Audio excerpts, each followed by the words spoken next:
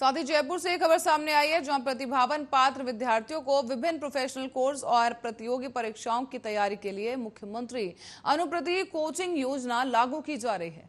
योजना में विभिन्न वर्गों के 10,000 विद्यार्थियों को लाभान्वित किया जाने का लक्ष्य है। बताते चले, मुख्यमंत्री अशोक गहलोत ने कहा है कि महंगे उपचार खर्च से मुक्ति दिलाने के लिए मुख्यमंत्री चिरंजीवी स्वास्थ्य बीमा जैसी महत्वाकांक्षी योजना शुरू की गई है। उन्होंने निर्देश दिए हैं कि डोर टू डोर सर्वे के माध्यम से सभी पात्र परिवारों को इस योजना से जोड़ा जाना सुनिश्चित किया जाए। प्रदेश के 1,33,00,000 परिवार इस योजना से अब तक जुड़ चुके हैं। पात्र परिवारों को मात्र 850 रुपए में ही 5 लाख रुपए के कैशलेस बीमा सुविधा की प्रदान की गई।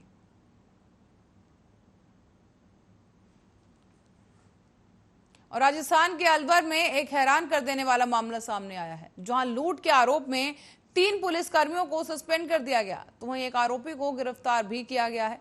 यह सख्त एक्शन एसपी ने लिया है। आरोप है कि 29 जुलाई को गोविंदपुर में 3 पुलिसकर्मियों समेत 4 लोगों ने मिलकर 2 बाइक सवारों से 40,000 रुपए की लूट की थी। जब पीड़ित शख्स इंसाफ के लिए थाने पहुंचा तो चौथे पुलिसकर्मी ने उस पर समझौते का दबाव बनाया। पीड़ित ने इस मामले की शिकायत अलवर पुलिस के बड़े अधिकारियों से की, जिसके बाद मामले में सख्त एक्शन लेते हुए एसपी ने 13 दिनों बाद तीनों पुलिसकर्मियों को सस्पेंड कर दिया है, तो वहीं चौथे आरोपी को गिरफ्तार कर लिया गया। हैरान करने वाली बात यह रही कि चारों पुलिसकर्मी शहर के 3 अलग अलग थानों में तैनात थे। एनएबी, शिवाजी पार्क और सदर थाने में तैनात तीनों पुलिसकर्मी लूट की घटना के बाद 30 जुलाई से ही ड्यूटी पर नहीं आ रहे थे। पीड़ित शख्स गोविंदगढ़ का रहने वाला है और लूट के मामले में 29 जुलाई को उसने स्थानीय थाने में रिपोर्ट दर्ज कराई थी। बताया गया कि वो अपने साथ बाइक से जा रहा था और तभी उसे पीछे से आकर एक कार ने रुकवा लिया। कार सवार 4 लोग जबरदस्ती उन्हें कार में बिठाकर सुनसान जंगल में ले गए, जहां उनसे 27,000 रुपए कैश छीन लिया गया। उसके बाद धमकी देकर 13,000 रुपए पेटीएम के जरिए बैंक में ट्रांसफर कराए गए। साथ ही आरोपी लूट के बाद उन्हें जंगल में ही छोड़कर मौके से फरार हो गए।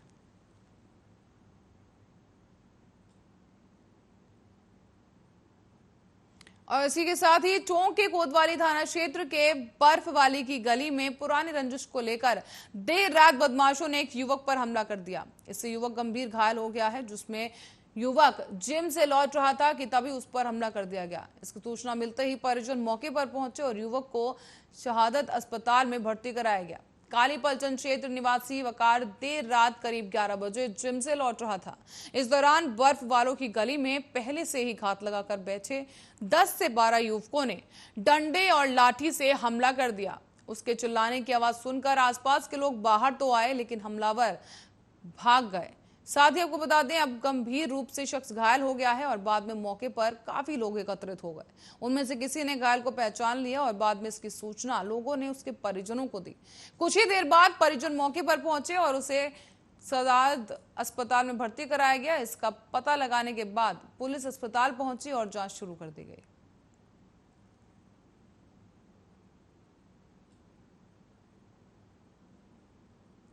राजस्थान में कोविड-19 के मामलों में गिरावट के बीच अब राज्य सरकार सीनियर कक्षाओं के खोलने को लेकर तैयारी कर रही है। वहीं देश भर में लगभग 13 राज्यों में 9वीं से 12वीं की कक्षा के छात्रों के लिए पहले ही स्कूल खोल दिए गए हैं। स्वास्थ्य मंत्री रघु शर्मा की अध्यक्षता वाली 5 सदस्यीय मंत्री स्तरीय समिति ने 9वीं से 12वीं तक के छात्रों के लिए स्कूल खोलने पर सहमति बना ली है। स्कूलों को खोलने के शैक्षणिक संस्थानों के लिए मानक संचालन प्रक्रिया तैयार करने को लेकर अब मुख्यमंत्री द्वारा गठित मंत्री समूह की बैठक हुई। इस बैठक में शिक्षा मंत्री गोविंद सिंह डोटासरा और कई ऐसे दिग्गज शामिल रहे। बताते चलें, तकनीकी शिक्षा राज्य मंत्री डॉक्टर सुभाष गर्ग और कृषि मंत्री लालचंद कटारिया भी इस बैठक में मौजूद रहे। समिति के एक सदस्य ने बताया है कि बैठक में प्रदेश में शिक्षण संस्थान खोलने के विभिन्न पहलुओं पर विस्तार से चर्चा की गई और अब कमेटी अपनी रिपोर्ट मुख्यमंत्री को सौंपेगी। साथ ही कहा गया कि गृह विभाग की ओर से निकट भविष्य में शिक्षण संस्थान खोलने के संबंध में विस्तृत दिशा निर्देश जारी किए जाएंगे। समिति स्कूलों को खोलने की सिफारिश पर आम सहमति पर पहुंच गई है, लेकिन तारीखें तय नहीं की गई। लेकिन संभवतः तारीख 16 अगस्त से 1 सितंबर के बीच हो सकती है।